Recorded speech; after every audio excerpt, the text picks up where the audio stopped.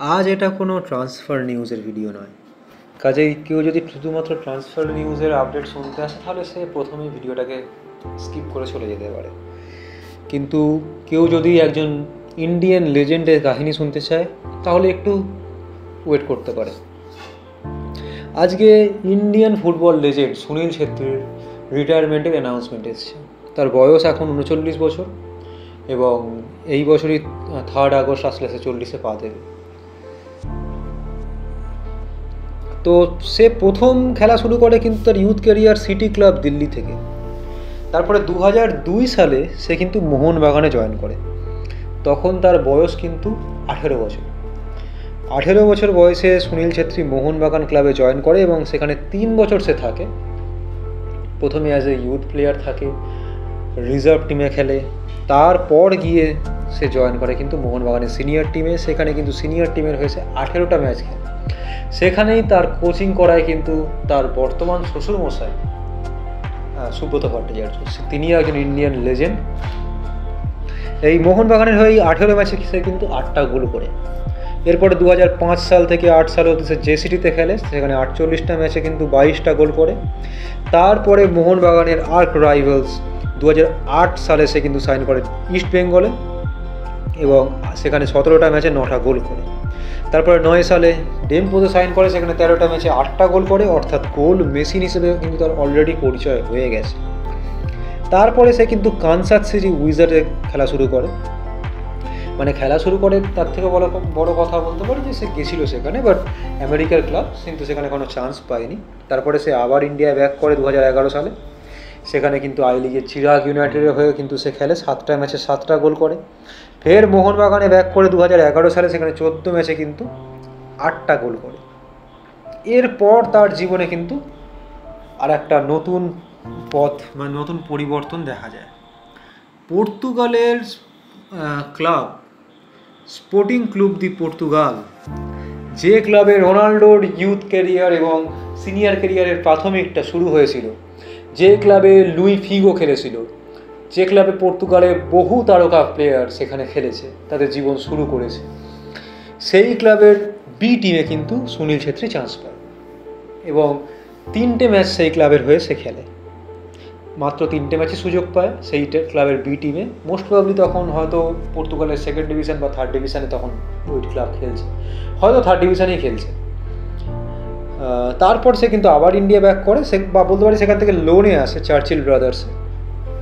সেখানে চার্চিলের হয়ে কিন্তু সে 8 ম্যাচে 4 গোল করে। তারপর শুরু হয় সুনীল দ্য লেজেন্ডের কাহিনী। সে কিন্তু বেঙ্গালুরু এফসিতে সাইন করে এবং বেঙ্গালুরু এফসির হয়ে কিন্তু সে এখনও কন্ট্রাক্টেড। বেঙ্গালুরু এফসির হয়ে সে এখনও কন্ট্রাক্টেড এবং বেঙ্গালুরু এফসির হয়ে তার কিন্তু মোর দ্যান 200 ম্যাচেস খেলা হয়ে গেছে এবং প্রায় 100 গোল করা হয়ে গেছে। মাঝে সে আইএসএলে 2015 আর 16 সালে কিন্তু মুম্বাই সিটি এফসির হয়ে খেলেছিল। সেখানে কিন্তু 17টা ম্যাচে 7টা গোল করে এবং ইন্ডিয়ান টিমের হয়ে যদি বলি, ইন্ডিয়ান ন্যাশনাল টিমের হয়ে কিন্তু 150 ম্যাচে 94 গোল করে। বর্তমানে ফিফার অ্যাক্টিভ গোল স্কোরারদের মধ্যে সে 3 নম্বরে। রোনাল্ডো মেসির পরেই সে।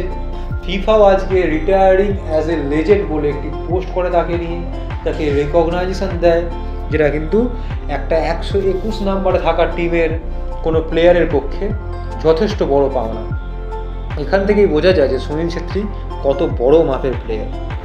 এবং যদি আমি ইন্ডিয়ান ন্যাশনাল টিমের হয়ে সুনীল ছেত্রীর কিছু গেনের কথা বলি, তাহলে কিন্তু সে এএফসি চ্যালেঞ্জ কাপ 2008 সালে এএফসি চ্যালেঞ্জ কাপ জেতে। এই 2008 সালের এএফসি চ্যালেঞ্জ কাপ কিন্তু হোস্ট করেছিল ইন্ডিয়া এবং সেখানে ইন্ডিয়ার গ্রুপে ছিল ইন্ডিয়া, তাজিকিস্তান, যে তাজিকিস্তান কিন্তু এইবারে এশিয়া কাপে তাক লাগিয়ে দিয়েছে, তুর্কমেনিস্তান আর আফগানিস্তান, যে আফগানিস্তানের কাছে ইন্ডিয়া হেরে গেছে। সেই টিমগুলোকে কিন্তু ইন্ডিয়া তখন ধুয়ে দিয়েছিল এবং গ্রুপ চ্যাম্পিয়ন হয়ে সে কিন্তু কোয়ালিফাই করেছিল সেমিফাইনালের জন্য। এবং গ্রুপ বিতে ছিল কিন্তু north Korea, Myanmar, Nepal, Sri Lanka. North Korea যারা কিন্তু 2010 সালের ওয়ার্ল্ড কাপ খেলেছে, 2008-এ কিন্তু প্রায় হয়তো সেই টিমটাই ছিল। এবং যদি নকআউট স্টেজের কথা বলি, নকআউট স্টেজে ইন্ডিয়া সেমিফাইনালে মায়ানমারকে 1-0 হারায় এবং ফাইনালে এই তাজিকিস্তানকে নিউ দিল্লির মাঠে 4-1 হারায়। তো সেটা কিন্তু একটা খুব বড় পাওনা ছিল সুনীল ছেত্রীর জন্য এবং ইন্ডিয়ান ন্যাশনাল টিমের জন্য। তারপরে কিন্তু সাব চ্যাম্পিয়নশিপ তো জিতেইছে অগুন্তিবার, 2011, 15, 21, 23 জিতেছে। রানার্স আপ হয়েছে 2008 সালে, 2013 সালে। সাউথ এশিয়ান গেমসে সিলভার জিতেছে 2004 সালে। তো সুনীল ছেত্রীর কিন্তু ইন্টারন্যাশনাল ক্যারিয়ারও খুব বড়। তো এখান থেকেই বলে দেওয়া যায় যে একটা ইন্ডিয়ান লেজেন্ড হিসেবে কিন্তু সে রিটায়ার করবে 6 জুন যে ম্যাচটা রয়েছে 2024-এর 6 জুন কলকাতায় হবে ম্যাচটা, যুবভারতী ক্রীড়াঙ্গনে। কলকাতার ফুটবল প্রেমীরা এবং কলকাতার সুনীল ছেত্রী প্রেমীরা অবশ্যই সেই মাঠে গিয়ে সেই ম্যাচটা গিয়ে কিন্তু তাকে ফেয়ারওয়েল জানাতেই পারে। তো এই ম্যাচে কিন্তু সুনীল ছেত্রী খেলবে লাস্ট। এই ম্যাচটা কিন্তু ইন্ডিয়ারও খুব ইম্পর্টেন্ট ম্যাচ ইন্ডিয়ার পরিপ্রেক্ষিতে, কারণ ইন্ডিয়া যদি এই ম্যাচ জিততে পারে তাহলে কিন্তু ইতিহাসে প্রথমবার ইন্ডিয়া কোয়ালিফাই করবে ফিফা ওয়ার্ল্ড কাপের 3rd রাউন্ডের জন্য। তো সেই জায়গাতেই ইন্ডিয়ার জন্য কিন্তু এই ম্যাচটা খুব ইম্পর্টেন্ট।